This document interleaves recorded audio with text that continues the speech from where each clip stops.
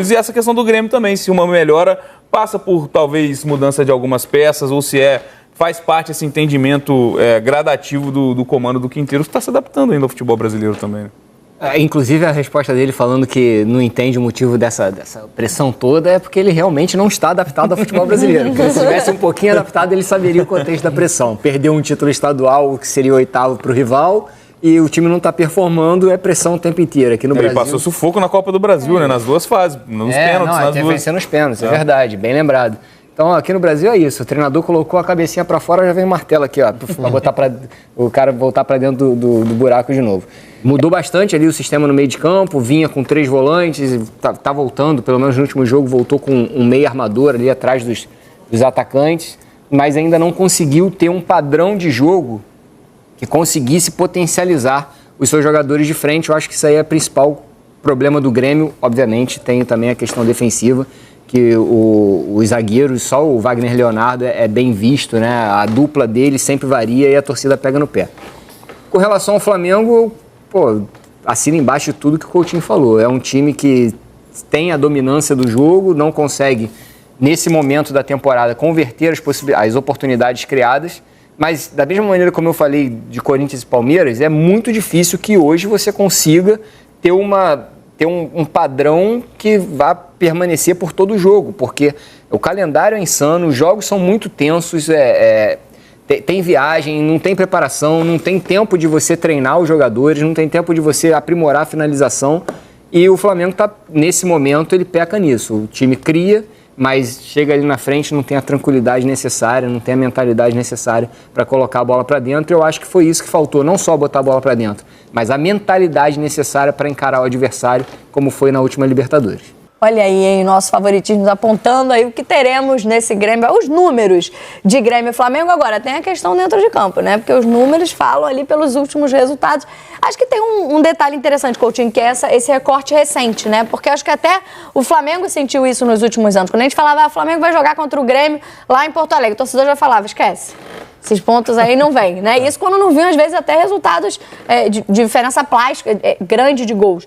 E isso nos últimos jogos, nos últimos anos, até como o Flamengo cresceu nacionalmente, né, em resultados, até equiparou e até ultrapassou. Sim. Nos últimos 10 jogos a gente mostrou os números são melhores. Para essa rodada, a gente tem um momento, a gente fala do momento do Felipe Luiz, mas o momento do Flamengo é de uma derrota surpreendente no Maracanã na Libertadores. É de uma derrota surpreendente, mas assim, eu acho que tá havendo um certo exagero, né, nessas críticas, porque o jogo, pra mim, ele é muito nítido que ele tem uma história até o primeiro gol do Central Córdoba. Até o Flamengo levar o primeiro gol, que é verdade, não aconteceu tão à frente no jogo, aconteceu ali na primeira metade do primeiro tempo. O Flamengo era bem superior ao Central Córdoba, né? Tinha tido, inclusive, 3 oportunidades para abrir o placar, tinha volume ofensivo. Depois do primeiro gol ainda teve chance de empatar o jogo. Aí leva o segundo gol, aí pra mim o time cai muito de produção, se desestabiliza em campo. Era uma situação nova que eu não estava habituado a lidar. E é claro que tem um mérito também do Central Córdoba de explorar alguns pequenos erros que o Flamengo apresentou ali durante o jogo. Eu não acho que seja um problema crônico do Flamengo ainda. O Flamengo está jogando mal há várias rodadas. Não, o Flamengo jogou mal contra o Tátira na Venezuela, jogou bem contra o Vitória fora de casa, começou bem contra o Central Córdoba. O Flamengo tem um problema no time que é crônico. A dificuldade de transferir a alta capacidade que tem de criação de jogadas, o volume ofensivo que tem em gols. Isso é um problema. É algo que o time tem que corrigir, tem que ser tratado. Os jogadores têm que ter um pouco mais de tranquilidade na hora de chegar na frente do goleiro e tomar a melhor decisão para fazer o gol. O jogo de quarta-feira tem um lançamento pro Juninho que o goleiro me sai do gol com o zagueiro na cobertura. Sai muito mal, né? Se ele tá um pouco mais ligado, ele olha o goleiro fora, ele dá um tapa por cima e faz o gol. Tem uma jogada do Arrascaeta que ele não consegue tirar do goleiro. Tem uma outra do Juninho no primeiro minuto, né, que ele invade a área em liberdade pelo lado direito e chuta mal cruzado. A cabeçada do Bruno Henrique na pequena área, nos acréscimos, embaixo da trave. Então, se a gente pegar jogo a jogo, tem muitas oportunidades que o Flamengo perde. É claro que todo time perde gol, né? Ninguém vai fazer todos os gols que você cria. Mas a taxa de conversão está muito baixa. Aquilo que o Flamengo cria, aquilo que o Flamengo converte, está muito abaixo. E acho que o resultado, não só da quarta-feira, mas alguns resultados mais apertados, se explicam muito nisso. Não foi o Flamengo que está feito um grande jogo na quarta-feira, não. Mas eu acho que algumas críticas ali são bem exageradas. Não faço parte da galera que o Flamengo perdeu porque poupou o jogador. Um time que entrou em campo poderia ter vencido o Central Córdoba, jogava melhor que o Central Córdoba, é óbvio. Joga mais 10 e ganha 9. É claro que o Wesley é melhor que o Varela, é claro que o Pulgar é melhor que o Everton Araújo hoje. É óbvio isso, todo mundo sabe disso, né? Que o Pedro é melhor do que o Juninho, mas não tinha condição de jogo ainda. Que o Gerson poderia jogar ali desde o primeiro tempo. Mas com o time que entrou em campo, o Flamengo tinha uma produção suficiente para sair vencendo o jogo e para encaminhar uma vitória até mais tranquila no Maracanã. Mas o futebol tem dessas coisas, né? No meio do jogo você é surpreendido de alguma maneira. Sobre o Grêmio, não. Acho que a situação é diferente. O Grêmio não está vivendo um bom momento, mesmo com vitórias recentes, não consegue ter bons desempenhos, não consegue ser confiante. Acho que existe uma diferença técnica bem grande hoje entre o Flamengo e o time do Grêmio. É claro, o Grêmio dentro de casa, né? Existe ali uma situação de atmosfera favorável que pode ter nessa partida que pode pesar a favor. Mas eu não consigo cravar que o Grêmio, por exemplo, saia à frente do Flamengo nesse jogo, não. E também não acho que o problema do Flamengo seja algo tão grave assim, como muita gente falou. É aquilo, né? Principalmente Flamengo e Corinthians, né? Que são os clubes de maior torcida do país. Quando tá bom, as pessoas acham que tá melhor do que realmente tá. Quando não foi tão bom, as pessoas acham que foi pior do que realmente foi. Então tem que ter muito cuidado com essa equação aí. Concordo, eu vejo também como um acidente de percurso, digamos assim, do Flamengo. E se a gente for analisar resultado, fica tudo muito mais simples, né? O Grêmio está com 100% de aproveitamento na Copa Sul-Americana, um dos poucos times que tem 100% de aproveitamento nas duas competições, mas tem sido questionado o desempenho do Grêmio. E aí, ouvindo um pouquinho do lado rubro-negro, né, Thiago Lima, bem-vindo, Noel, aqui com a gente no Tá Na Área, amigo, boa tarde pra você. A gente falava aqui, o Coutinho falava, não é terra arrasada, não é porque poupou jogadores, o Flamengo teve um resultado surpreendente, diferente do que esperava, mas agora a gente deve ver os titulares em campo no Brasileirão, nesse jogo fora de casa contra o Grêmio. Tem um aspecto aí, acho que é mental, de como o time vai sentir, né, esse resultado na sequência que vinha tendo. Só tinha 2 derrotas com o Felipe Luiz desde o início do trabalho do treinador. E tem um aspecto, acho que importante, que já foi um pouco nessa partida, mas que vai se tornando a cada jogo um pouco mais, né? Que é um tal de Pedro, que está à disposição do Felipe Luiz para essa partida, amigo. Tudo bem, Camila? Boa tarde para você, para todo mundo que está aqui com a gente. Essa visão que o Coutinho disse é bem a visão interna mesmo do Flamengo, tá? Que assim, não tem crise, foi de fato um ponto ali fora da curva, o time, os jogadores se desconcentraram muito, né, após o segundo gol, então o Flamengo acabou perdendo, fez um segundo tempo muito ruim e acabou perdendo esse jogo, mas sem crise, sem terra arrasada.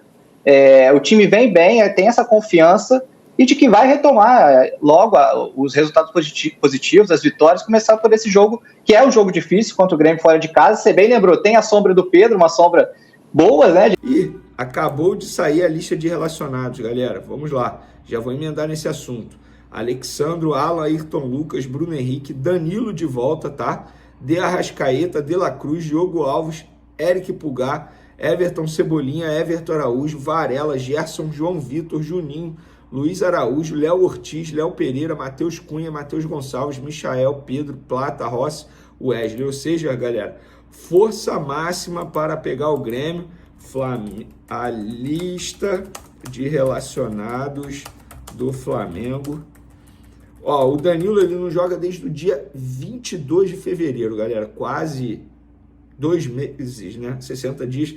Vamos botar aí 50 dias que o Danilo é a ausência no Flamengo. A lista de relacionados do Flamengo para pegar o Grêmio. Vocês estão vendo que eu estou fazendo tudo ao vivo aqui, cara. Sou eu que faço, ó. Publicar nas outras redes sociais. Sou eu mesmo. Pronto, publicado. Vamos dar continuidade aqui ao nosso vídeo com as informações. E se o Flamengo não tem desfalque, ou pelo menos não vai poupar ninguém, o Grêmio tem um desfalque, galera. O Christian Oliveira está fora do jogo contra o Flamengo por conta de uma infecção no dente. O uruguai foi atendido pelo departamento médico na manhã deste sábado e teve que tirar o dente. Rapaz, Oliveira recebeu 2 dias de repouso. Volta a treinar apenas na terça-feira. Então, um desfalque aí do Grêmio para pegar o Flamengo. Lembrando que, embora seja lá em Porto Alegre, inclusive a delegação rubro-negra viaja nesse sábado, 4 horas da tarde, para pegar o Grêmio nesse domingo, 5h30, tá? Horário diferente aí, um pouco exótico. Eu acho que o Flamengo é o favorito, porque o Grêmio não passa por um bom momento, pelo contrário, está em crise, a torcida cobrando demais desempenho dos jogadores, e o Flamengo, para mim, é o grande favorito, até porque vai ter o retorno dos titulares. E por falar nisso, galera, até publiquei um texto nas minhas outras redes sociais. Fim da preparação do Flamengo para pegar o Grêmio. Daqui a pouco, às 16 horas, a delegação viaja para Porto Alegre. Não tem nenhuma crise no Fla por conta da derrota para o Central Córdoba, como muita gente acha ou está tentando emplacar essa narrativa aí. Claro que foi feita uma avaliação sobre o revés para aprender com os erros, mas o entendimento que foi um acidente de percurso essa derrota.